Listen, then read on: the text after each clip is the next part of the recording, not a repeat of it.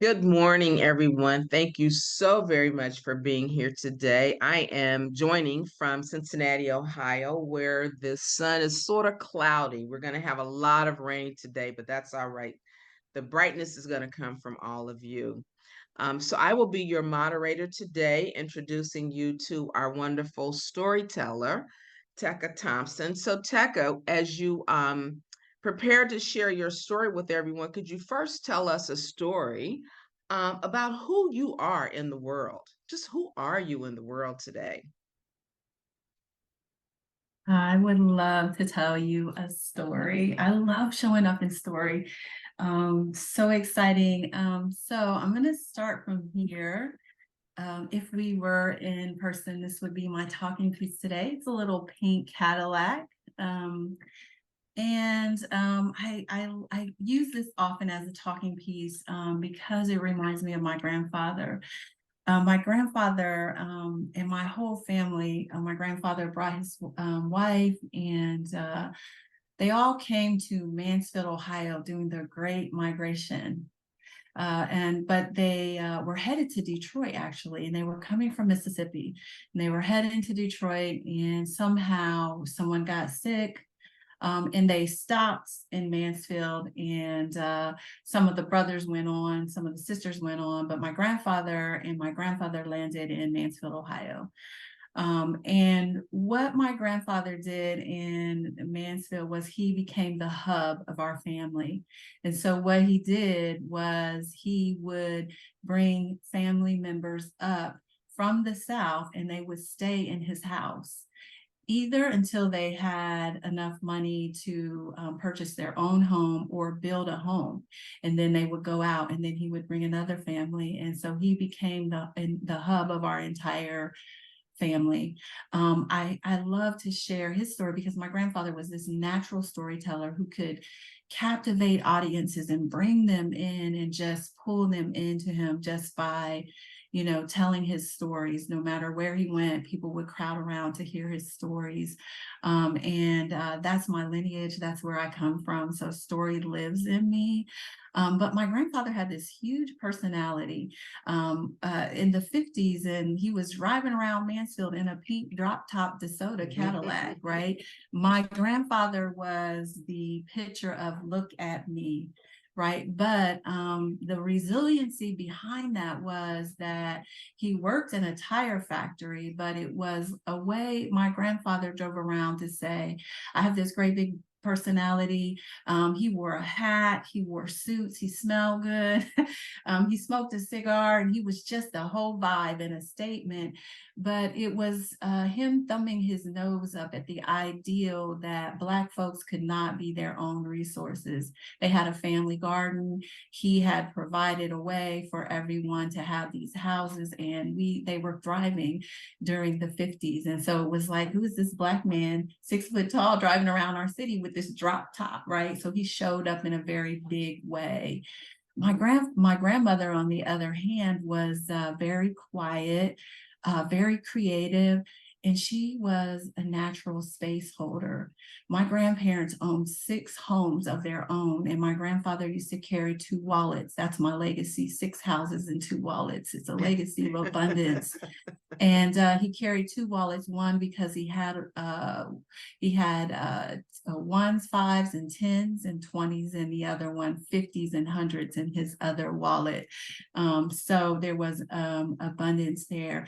And so I love to start with that story because there was a time when I couldn't tell stories. My stories were locked inside of my body, but I had to find a way. It's like you have this gift that God has given you. You know that's what you're called to the earth to do, stand on stages and tell stories, but it's locked inside of your body. It was very painful. My grandmother was a space holder. She had hospice for people in the community. And when I learned that they had 6 houses, I always thought my grandfather acquired them. But no, my grandmother actually acquired some of these houses through her space holding. When people passed away, they gave her the house.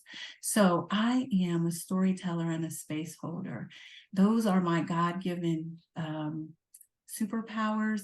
And the interesting thing is that when I was growing up, I was kept separate away from my grandparents because my mom and dad had a messy divorce. So I didn't really grow up with my grandparents. But when during the pandemic and we slowed way down, my ancestors came to me and said, look, we see this in you and this is who you are. So here I am today. And I said that I was going to tell these stories with glasses. Anytime you see me, I'm going to show up in a big way because I am my grandfather's child, right? So I'm going to have on some big glasses, some colorful earrings, and some big hair because it's in me to show up in that way because that's the way he showed up when he was driving around in his pink Cadillac in Mansfield. So I'm a storyteller and a space holder among some of the things that I do. I hold space for Black and women of color unapologetically. I think it's a gift to humanity that when we can hold space for people who have been othered in a way, and Black women have their own way of the way we walk through the world, when we can hold healing space for them, they can show up in their fullest capacity in the world. And that's what we need. As we move to the next place in humanity, we need everyone showing up in their most authentic self with their full powers. Sorry about that, y'all. And so that is why I hold that space, but also hold the same space for first responders, crisis workers, and folks who work in the margins with the people who are in the margins. So I hold that same healing space for those folks as well. So that's my story of how I'm showing up in the world right now. Thank you so much, Tecca. So we all were enthralled with reading the stories of the work that you're doing in community. So could you tell all of us how you arrived at the idea of circling with girls in the housing community? So the project that I did was a safe space circle at the Legacy Point housing I want to say complex. It's not a project. It's not a project. It's apartments that anyone can rent. But how I got there was that I was doing space holding for a group of ladies who actually live in the housing complex in Legacy Point, Columbus, Ohio. And Legacy Point, just to give you a little bit of the history, is in Pondexter Village in the 1940s, again, during the Great Migration. Poindexter Village was the second housing project that was ever developed in the United States, the first one in Columbus. And it was a response to all of the Black families that were moving to the north from the south. But it wasn't like when you think of housing projects today, you think, oh, like this is a place where folks with low income are, residing and all of the things that come with that. But back then, before Pondexter Village, the projects were built, Black folks were migrating to that area. It's called the Blackberry Patch, right? And they were thriving, right? So this housing complex has a rich, healthy history of thriving Black families, hardworking Black families, where Black businesses were also thriving. They were artists and activists and just a wealth of good things happening in that complex.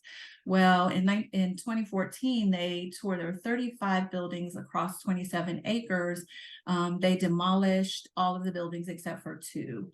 Urban Institute partnered with the city and they wanted to kind of bring back the legacy of Pondexter Village. So they built 2 housing complexes. However, the area is nothing like it used to be. There's a lot of violence and a lot of crime in the area, but Urban Institute, and there are many people in the community that hold on to that legacy of what was there before. And they're so proud of, where they came from. And so a lot of them are live in the housing complex. I got there because when they first opened, it's now called Legacy Point. Shortly after they opened, they had an incident of violence where 92 families were impacted. It involved some gun violence. No one lost their life, but it was a trauma. And in Columbus, they have a trauma response team called Columbus Care Coalition. And so what Columbus Care Coalition wanted to do was take residents from inside of Legacy Point, train them to respond to trauma within the complex. And I was working with those 4 women to help them with some nervous system regulation so that when they responded to the community and the trauma and the violence and the things that were going on, that they could come back and regulate themselves. Through that relationship, we decided, I've been working with them for 2 years, we decided that the children in the apartment complex needed something, right? And so we began to, with the help of Tiffany Kendrick, the case manager and building manager, we began to come up with this idea of creating a program for the girls over the summer, because they were starting to show some of the signs of what was happening around them, which is violence and conflict amongst these young little girls. And so we said, let's do a program. And they invited me along to do a safe space circle within the program, because we met with these girls for 4 hours every Wednesday for 9 weeks. And my piece was in the middle of a larger program. We like to say that we use collective facilitation because we brought in all these different people to pour into these girls. But I got the chance to actually introduce them to Circle and to some of the concepts of Circle, and it was amazing. Thank you so very much. Just so exciting. So, what are some of the stories that you have learned over the last 8 weeks? And your four, I think you had 4 hour meetings. Could you just share some? And I think you brought some pictures with you. So, if you'd like to I share the did. pictures now too, but we'd Okay. love to hear the stories associated with the time you spent with the girls, some of the ahas that you had, they had. Just bring that experience to life for us. Okay, and you know what? Before I do that, I want to talk about 2 things. Okay. One, Amina Robinson. I don't know if any of you all know, but she was an artist that came out of Columbus, Ohio, and she lived in Poindexter Village. I mean, she is amazing. She was amazing, and so she is just an example of like the people who were coming out of Poindexter Village. She would capture like the moments of Black love in community through her art. And she would share that art as a way of showing the richness of her community. She loved her community, and she wanted that to show through her art. And one of the projects you'll see in this the PowerPoint that I prepared, we had someone come from the Museum of Cultural Center, which is right in Legacy Point, and we made these books out of paper bags. Because one of Amina Robinson's things is that you can make art out of anything. There's nothing that can ever be wasted. And so we made these beautiful books with the girls out of a paper bag. And it was really quite fun. So that is an example of like the collective facilitation that we did with the girls. So I'm going to start my PowerPoint and share some of the pictures and some of the stories, and then talk about like some of the ups and downs and some of the things that just kind of blew me away as well. So I'm going to share my screen and we will get started here with some of these pictures. All right, here we go. Maybe, there we go. So of course, you've all seen this picture, but this is where it started. I wanted to create a space that drew the girls in, and through everyone, most of the folks on the call, we were able to do that. This is where some of the funding went, where most of the funding, we created this space that the girls could have as the center and the focus. I believe that places shape identity and imagination and understanding, and that is really what we wanted to cultivate. And so this was our circle. And this is where we went, and the girls just loved this carpet. It was very cool to see them. So here we are in formal circle. A lot of times our circle looks like this. And that is Miss Tiffany. I had to step away for a minute, so she stepped in, and we were having a discussion. And so interesting, the talking piece. Like for some of these girls, it's the first time ever being in circle, and so if there wasn't a talking piece, they'd be like, where's the talking piece? Like, we need to have the piece. And so it was really a great experience to, introduce them to some of the practices of circle. And I believe that what happened over the 8 weeks, and I say 9 weeks because we did a week of orientation, is that through the consistent coming to the carpet, coming to the circle, we began to build this fabric of safety and intentionality, but the girls began to expect it. Like they knew. So it created a ritual that I believe help them to express themselves more and to really feel that, hey, this is a safe space for us to be in. I don't know why, this is one of my favorite pictures this summer, and it, like, every time I see it, I get a little emotional. Because for me, it just brought back memories of being at my grandmother's house. Because we always had to take our shoes off, but in the taking off of the shoes at the door, I knew viscerally that I was safe here. And so when I walked over to the door, because this is right at the door, and saw all the shoes, it just brought back so many memories. And I was kind of reminiscing and thinking that these girls must feel safe here because they come in and they take their shoes off. And so this was one of my favorite pictures of the summer, was all of our shoes at the door. Those are my dirty white shoes right there.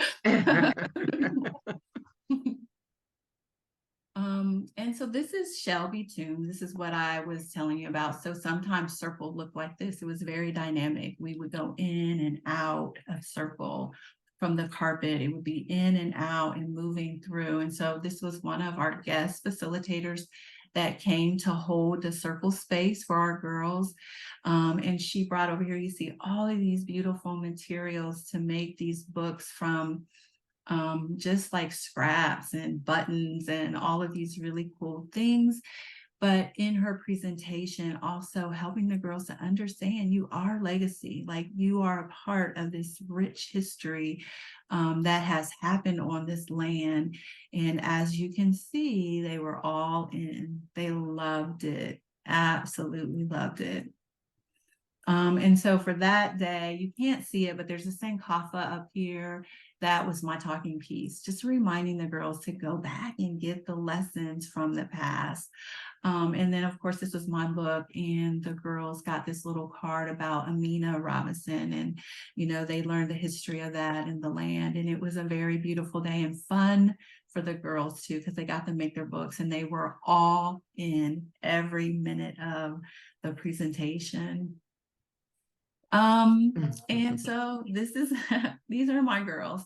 So I teach unarmed self-defense, empowerment self-defense, and I teach, I was trained last summer with 13 other Black women. It was a project to increase the number of women of color instructors so that we could go into the community and offer these classes, empowerment self-defense, to women who, one, are the most likely to be victimized, but also the least likely to have a class. And so in addition to the circle that I was doing this summer, I was also doing a community give back, because I received a scholarship to go to this program. And so this summer I offered this class inside of our circle But all summer long, I was doing classes in the community for free or low cost. And so here I am. This was after our class. Their T-shirts say "Empowered and Worth Defending." They earned those T-shirts through completing the class, which was also a gift from the funding that we received. So you all helped us to purchase those shirts. But the significance of the shirts is this was our community day. This is our give back day to the Pondexter community. And so we had the girls wear their shirt as a symbol of our circle and leadership that they were learning within the circle.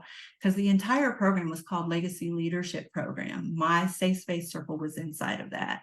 And so what happened when we went out into the community? They were leaders within the community. Here they are with their shirts on out. We gave out over 100 book bags that were supplied to us by various donors. And so lots of folks from the east side of Columbus, and of course, everyone in the apartment complex came out, and we just had a fun day. But our girls were out there leading and showing everyone what they learned in the circle. And we did another community day, and we had like life-size chests. I don't have a picture of that. And again, like some of the elders from the apartment came down, and you could see our girls sitting at the table playing chess with everyone in the community. It was quite a beautiful thing to say. And I believe that that was an extension of Circle. We did a journaling exercise one day, and I asked them like to journal in their journal, what was their hope for the school year? And one of the little girls wrote, she asked me how to spell expel. And so what that said to me was very telling, that these girls in this circle have behavior problems, right? Because her hope was that she didn't get expelled this year, right? But we didn't see any behaviors like that in our circle because we had these expectations, and the circle held us in those expectations. We had problems, right? But we repaired them within the circle. And, you know, we gave them the skills. We used a heart to heart kind of like iMessage ways that we talk to each other. We gave each other physical roses one night when we had ruptures in community, where they had to apologize to one another and also give each other affirmations. And so them going out into community, I think, and showing up the way that they did was just a reflection of everything that they learned. And again, they felt safe because we didn't see some of the behaviors that I know that that they were having. It was an affirming space. When I talked to Sarah before, I was explaining to her that this environment that these girls live in it was very challenging. Like we had during our circle time girls who were dealing with housing insecurity within their families. And so some weeks we would have girls not show up because their housing was in jeopardy.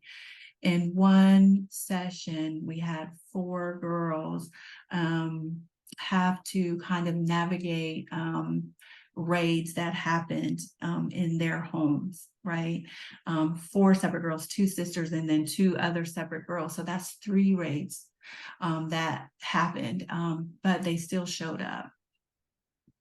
We didn't talk about those things in circle, like they didn't bring those things up. And I feel like we didn't have enough time to kind of cultivate where they could share those things. But what was very present to me is they kept showing up, and they kept bringing their smiles, and they kept bringing their hugs.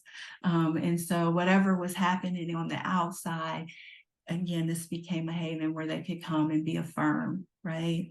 You are creative, you are beautiful, you are smart, right? You are legacy, you're the next leaders in this community. And we celebrated our girls. This was halfway through, and so we had a Sunday. We celebrated on this day with Sundays, and this was one of my little favorites. She was sitting next to me in circle one day, and I hadn't had my feet done, my pedicure. And so my feet were looking a little rough, and she looked down and she was like, "What's wrong with your feet?" She was like, "What is wrong with your feet?" I was like, "Okay, okay, little girl." I was like, "Okay, it's all in love." So of course I had to add her, but this day was very fun. To We allowed them to make their own sundaes, and they Sundays were outrageous, right? Like they just whatever was on the counter, they put on their Sundays because it was available to them. And so I don't have any pictures of our graduation, and that's kind of the end of the pictures.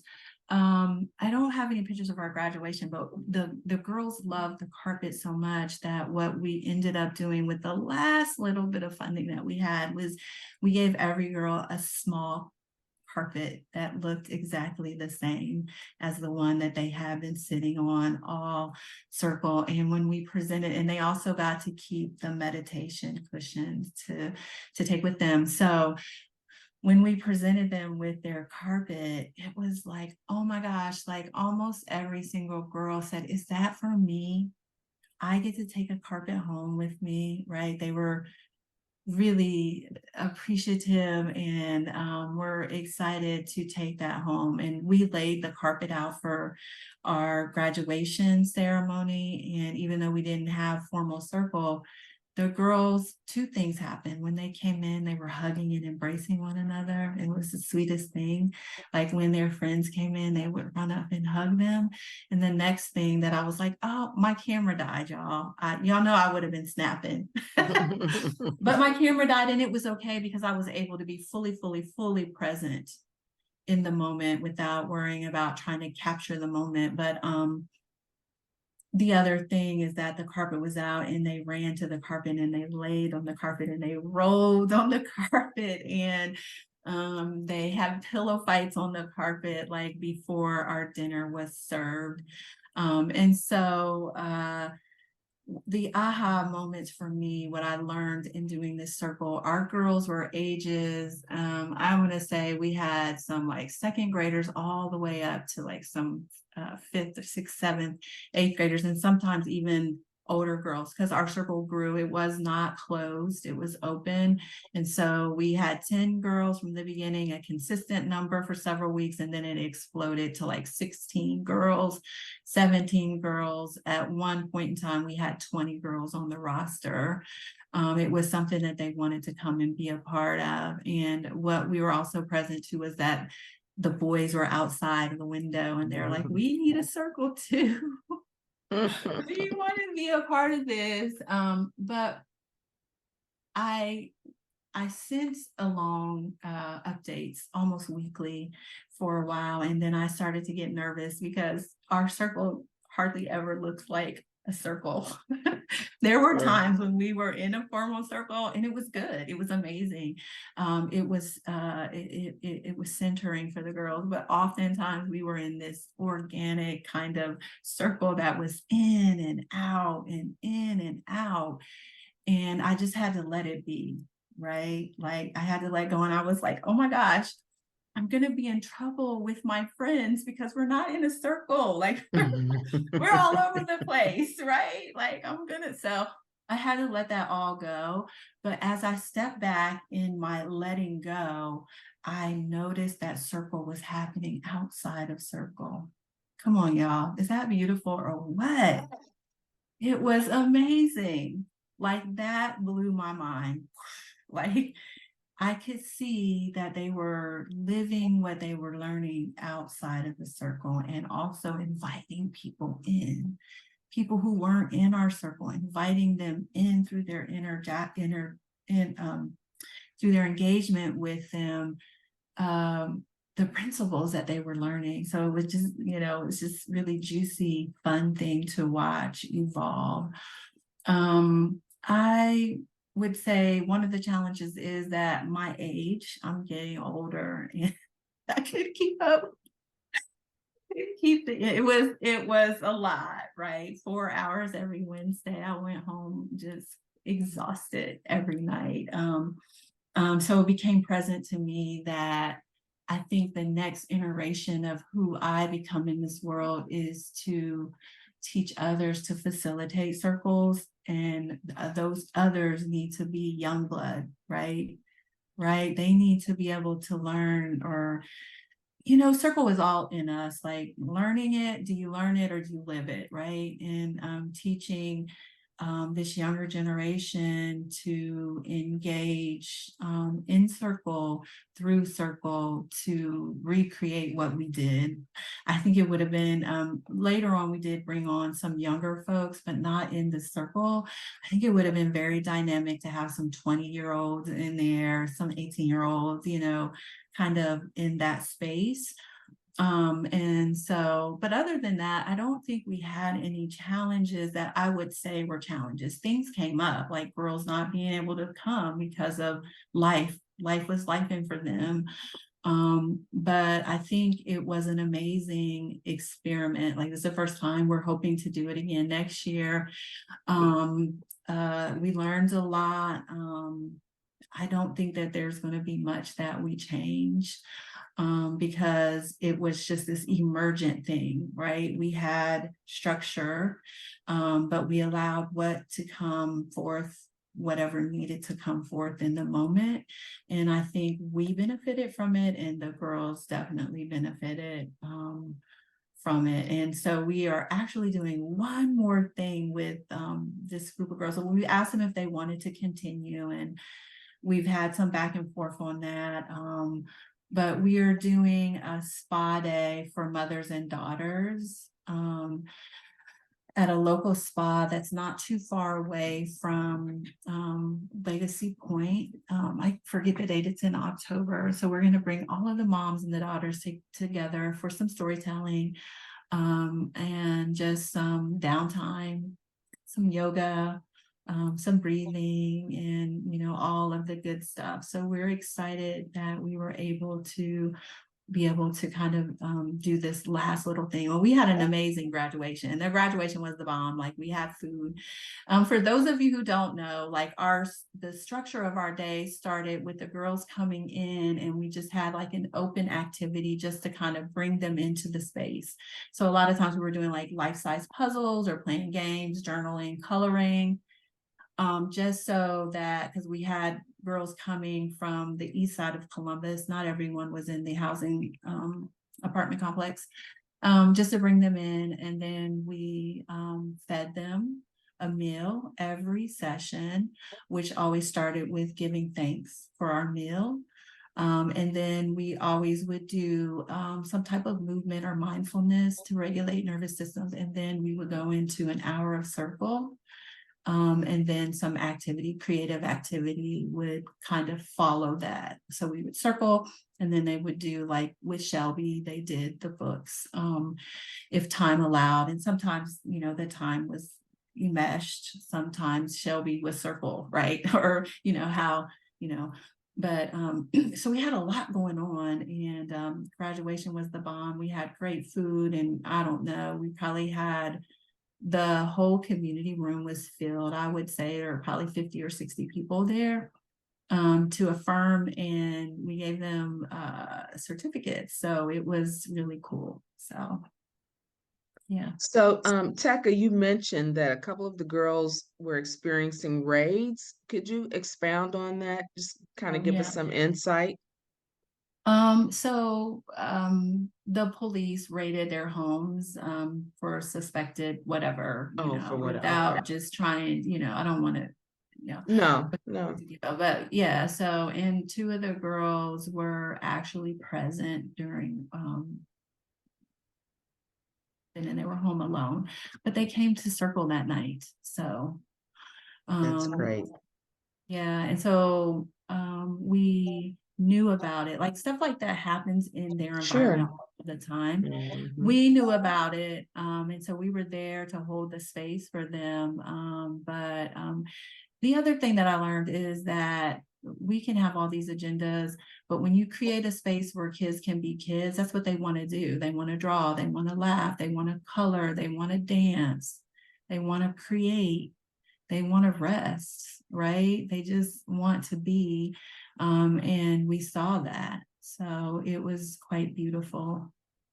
Thank you for sharing all of that. It just sounds like a safe space was required every moment.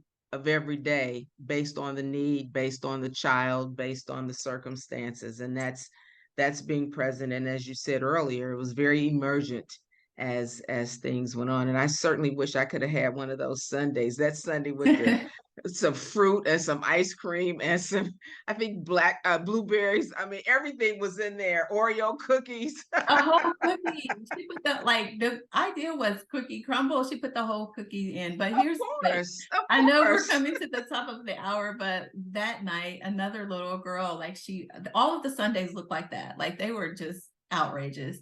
The little girl takes the sundae to the seat and she's just going in on it. And then all of a sudden she's like, oh my gosh, my stomach hurts. Right. And we're like, well, what's going on? And she's like, well, at home I don't drink milk. And I'm like, okay, Oh sweetie, my goodness. you probably need to throw that away because that's not going to be good for your belly. So any You, any final thoughts for us, Tecca, based on your experience? And I think you shared a lot about what your challenges were, what you thought you would do next, and training some other people. But any other final thoughts you'd like to leave us with?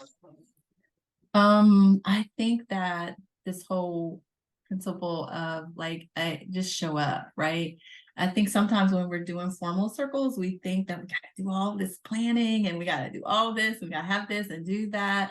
I think sometimes like it's just refreshing just to show up. Like Juanita Robin says, Mhm. with a poem and a bell, just show up.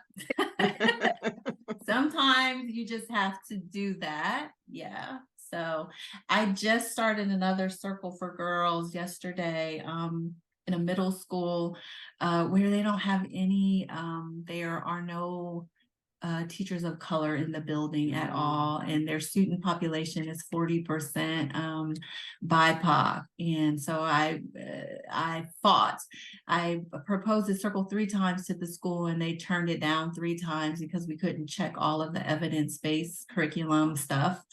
But an agency in the community heard about our proposal and they said, we want to work with you. And they got us into the school. So we did our first circle yesterday. It was good. It's great.